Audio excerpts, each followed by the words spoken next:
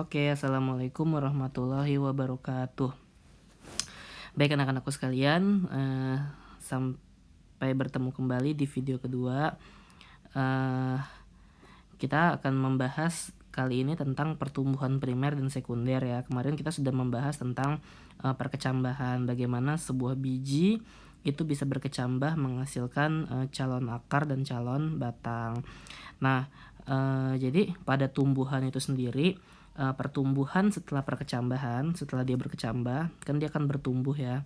Nah, itu ada dua, ada yang primer, ada yang sekunder. Nah, kita mulai dari yang primer dulu ya. Jadi, apa sih pertumbuhan primer itu? Pertumbuhan primer itu adalah pertumbuhan yang memanjangnya atau meningginya akar dan batang ya. Jadi akar dan batangnya ya, akar dan batangnya akan bertambah tinggi kayak gitu. Bertambah tinggi atau bertambah panjang seperti itu ya. Nah, beda lagi nanti sama sekunder ya, tapi nanti kita akan bahas di video berikutnya. Nah, apa yang menyebabkan sebuah tumbuhan itu akar dan batangnya bisa tinggi? Nah, itu karena adanya aktivitas ya. Karena adanya aktivitas dari yang namanya meristem apikal. Kamu kan sudah belajar nih di kelas 11 nih tentang jaringan tumbuhan kan. Ada yang namanya jaringan meristem. Meristem itu ada meristem apikal, lateral, dan interkalar ya. Nah, yang paling mempengaruhi adalah meristem apikal. Nah, di mana letak dari meristem apikal ini adanya di ujung akar dan ujung batang kayak gitu. Misalkan Bapak punya contohnya ini akar nih ya, misalkan ya akar. Nah, di sini nih di ujung-ujungnya nih, di ujung-ujung akar ya, itu pasti ada yang namanya jaringan meristem apikal kayak gitu. Nah, apabila Bapak perbesar ya, ini struktur akar, Bapak perbesar, akar itu sendiri punya 3 zona ya. Ini sudah kita pelajari juga waktu kelas 11. Yang paling bawah ini adalah zona pembelahan sel kayak gitu. Jadi nah, perlu kalian ketahui bahwa yang namanya yang namanya meristem apikal itu jaringan ya, jaringan yang sel-selnya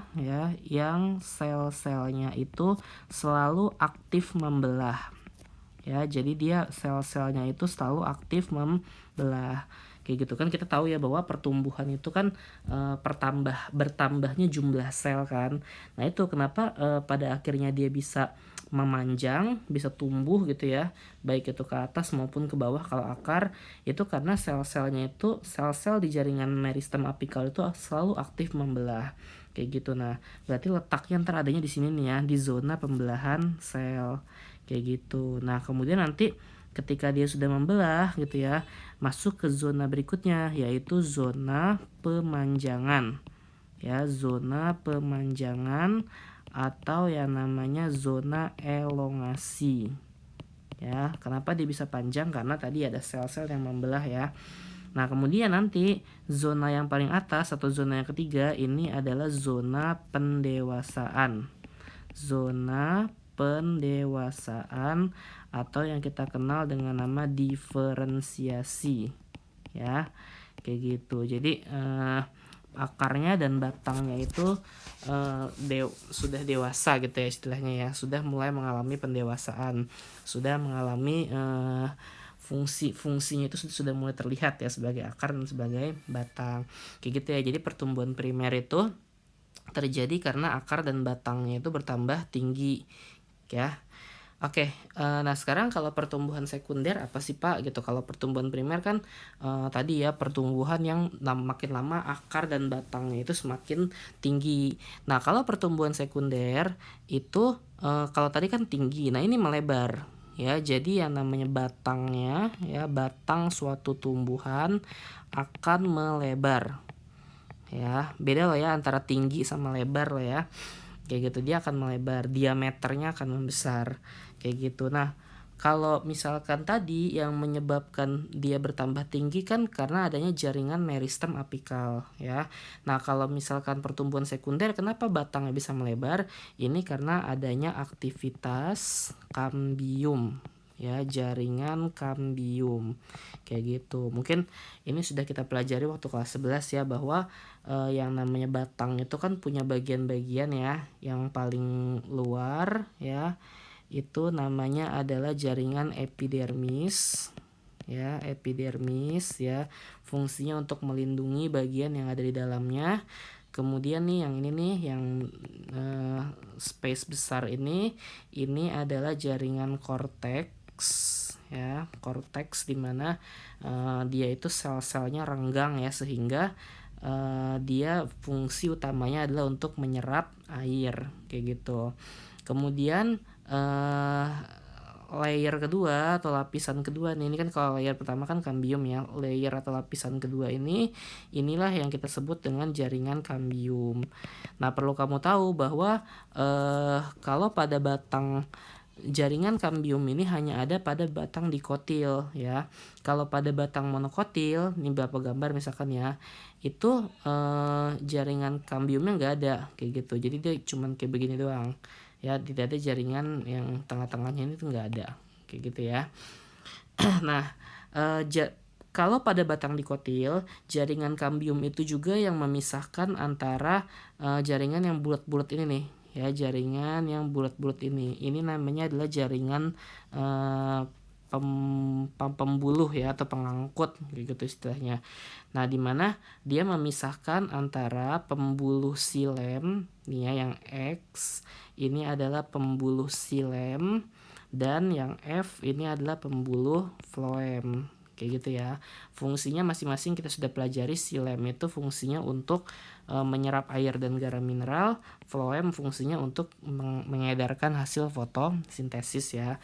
Nah, berarti kalau misalnya pada monokotil, karena antara xilem sama floemnya itu kita nggak bisa pisahin ya, kayak gitu. Bisa jadi xilem di sini, floem di sini, xilem di sini, floem di sini gitu ya. Jadi tidak ada jaringan kambium yang memisahkan antara xilem dan floem. Kalau pada dikotil, xilemnya pasti yang di dalam, floemnya pasti yang di luar. Nah, kemudian yang paling tengah nih ya, yang di pusat lingkaran nih istilahnya ya. Ini namanya adalah jaringan silinder pusat, atau yang kita kenal dengan jaringan stel ya. Kayak gitu tulisannya stele. Ya, ini fungsinya untuk cadangan makanan.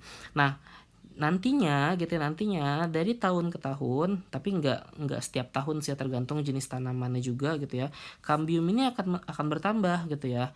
Ini mungkin kalau awalnya kambiumnya cuma ini doang nih, satu kayak gitu ya, nanti tahun berikutnya gitu atau 2 tahun berikutnya tergantung tumbuhannya ya, nambahnya kapan, dia bertambah lagi jadi 2, kemudian bertambah lagi jadi 3, bertambah lagi jadi 4, dan seterusnya. Nah, akibatnya apa kalau misalkan kambiumnya bertambah? Berarti kan batangnya akan semakin melebar kan, kayak gitu. Nah, inilah yang disebut dengan pertumbuhan sekunder ya. Jadi melebarnya batang karena kambiumnya dari tahun ke tahun akan semakin bertambah. Nah, makanya pertambahan kambium ini ya, atau lapisan-lapisan kambium itu dari tahun ke tahun yang semakin lama semakin bertambah, itu disebutnya dengan nama lingkaran tahun kayak gitu. Paham ya sampai sini ya? Inilah pertumbuhan primer dan pertumbuhan sekunder kayak gitu. Oke. Nah, sekarang jadi ternyata pertumbuhan itu dia kuantitatif atau bisa diukur. Contohnya misalkan nih, kayak kita deh, berapa sih berapa sih tinggi badan kita? Tinggi badan kita kan bisa diukur kan. Tumbuhan pun juga bisa diukur gitu. Pertambahan tingginya tuh berapa. Beda sama perkembangan. Kalau perkembangan contohnya kan perkembangan itu definisinya perubahan makhluk hidup menuju kedewasaan kan. Apakah kita bisa mengukur kedewasaan seseorang? Nggak bisa dong. Kalau tumbuh iya, dia dari SD, dari SMP, dari SMA, dia akan selalu bertumbuh, umurnya akan semakin bertambah. Tapi kedewasaannya nggak bisa gitu ya. Mungkin ada juga yang baru SMP tapi dia lebih dewasa daripada yang anak-anak yang udah SMA kayak gitu ya. Lebih nggak egois gitu kan istilahnya kan. Anak SMA atau anak kuliahan belum tentu dia dewasa gitu, dia masih egois, emosinya masih belum bisa dikontrol sama dia kayak gitu. Jadi atau misalkan apa ya, yang bersifatnya tidak bisa diukur itu atau relatif itu misalkan seperti kegantengan atau kecantikan seseorang. Bisa jadi menurut si A cantik, tapi menurut si B belum tentu cantik ya kan, kayak gitu. Jadi kualitatif atau tidak bisa diukur ya. Tapi kalau pertumbuhan itu dia bisa diukur, makanya dia kuantitatif. Nah, karena kita lagi bahas tumbuhan, alat untuk mengukur tumbuhan itu bukan meteran ya, bukan meteran. Ada namanya alat untuk mengukurnya adalah auxanometer ya. Auxanometer ini untuk mengukur pertumbuhan si tanaman kayak gitu.